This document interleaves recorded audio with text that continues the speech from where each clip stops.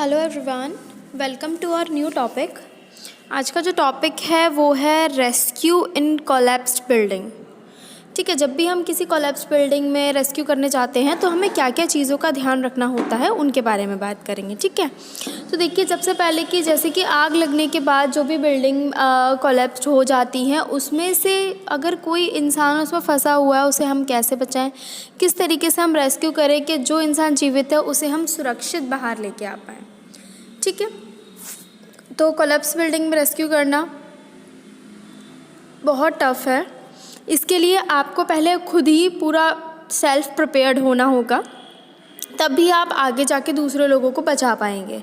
ठीक है, खुद ही इतना सेल्फ मोटिवेटेड होना होगा कि आप उस बिल्डिंग से जो भी इंसान वहाँ फंसे हुए हैं उन्हें आप निकाल के ला सकें। तो टाइप्स ऑफ इंस्पेक्शन, सबसे पहले इम्पॉर्टेंट क्या रहता है, इंस्पेक्शन करना। रेस्क्यू से पहले हमें क्या करना होगा, इंस्पेक्शन करना होगा। इंस्पेक्शन क्यों करना होगा, जिससे कि हमें पता लग सके अंदर, जैसे कोई बिल्डिंग है उसमें हमें आइडिया लग सके कि इस पूरी बिल्डिंग में कितने बंदे थे। ये सारी चीज़ें हमें पता होनी चाहिए। ठीक है, तो पहले हम क्या करेंगे, हम सारी इन्फॉर्मेशन कलेक्ट कर लेंगे कि आग कैसे लगी थी, उसमें बिल्डिंग में आग लगना कैसे शुरू हुई, कितने पर्सन उसके अंदर थे।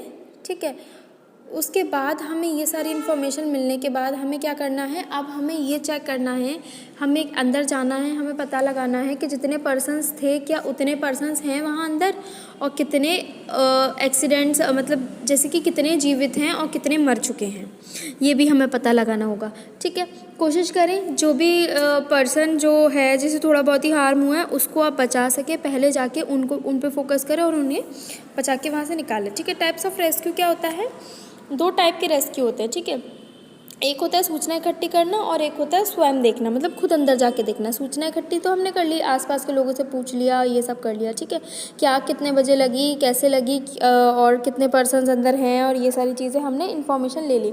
पर अब हम सेल्फ जाके देखेंगे, खुद से अंदर जाके देखेंगे कि जितने भी पर्सन थे क्या उतने पर्सन हैं अंदर, और आग कहाँ से कहाँ तक लग चुकी है और हमें उसको बुझाना स्टार्ट कर देना है, ये सारी चीज़ें। ठीक है, तो पहले वाले में हम इन्फॉर्मेशन कलेक्ट करेंगे, सेकंड वाले में हम जानेंगे कि कितने लोग अंदर हैं और कितने बचे हुए हैं, क्या क्या कितनों को हार्म हुआ है, कितनी कैजुअलिटीज़ है, ये सारी चीज़ें हम चेक करेंगे। ठीक है, कितने को माइनर और मेजर हार्म हुआ है। ठीक है, देन उसके बाद हम क्या करेंगे, रेस्क्यू स्टेजेस होंगी हमारी रेस्क्यू स्टेजेस क्या कहती हैं। अब मान लीजिए आग इतनी ज़्यादा फैल गई थी और हो सकता है वो बिल्डिंग गिर भी गई है, हो सकता है वो बिल्डिंग गिर गई हो।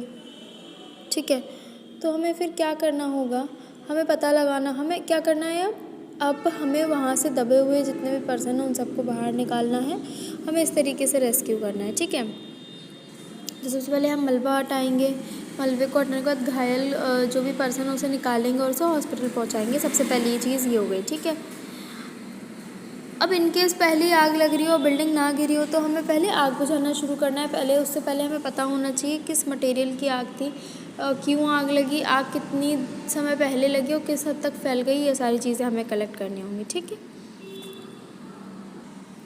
अब क्या करना है, जब बिल्डिंग में आग लग गई है तो सबसे पहले अब हमें उसका भी इंस्पेक्शन करना होगा बिल्डिंग के लिए। तो हम क्या क्या चेक करेंगे, हम ये देखेंगे जिस बिल्डिंग में आग लगी हुई है उसके आसपास ऐसा तो नहीं कोई गोदाम बना हो, कोई एक्सप्लोसिव मटेरियल्स रखे हों आसपास के घरों में, या कोई ऐसा इंडस्ट्रियल एरिया वगैरह तो नहीं है। ठीक है, वो सब हम देखेंगे।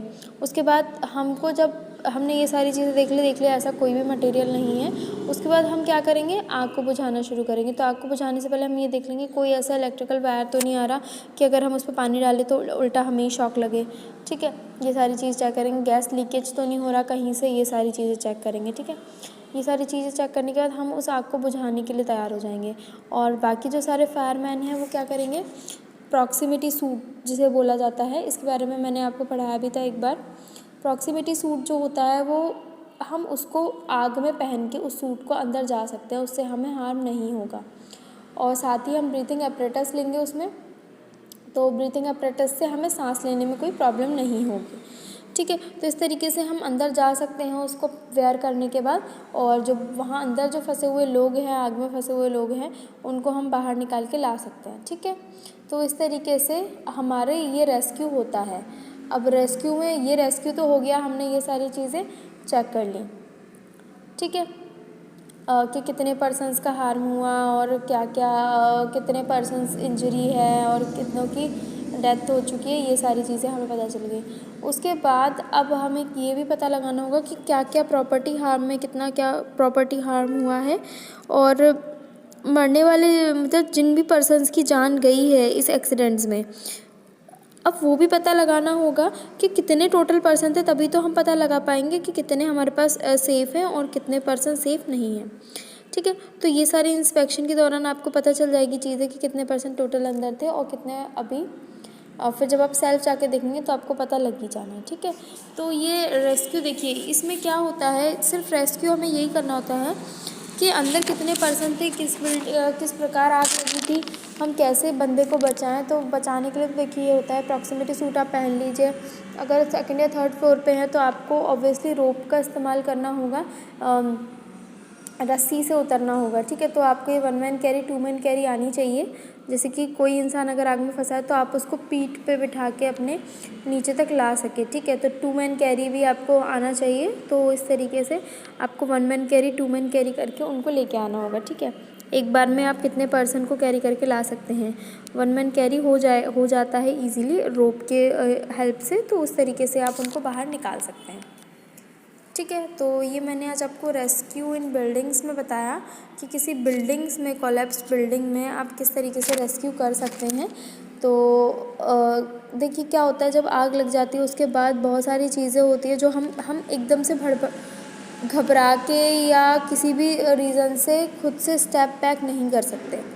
ठीक है। हमें पहले उसको समझना होगा कि किस कारण आग लगी थी और उस पर डिसीज़न लेना होगा कि हम किस तरीके से लोगों को बचा सकते हैं। ठीक है। तो ये मैंने आपको रेस्क्यू इन कोलैप्स बिल्डिंग में बताया। So thank you.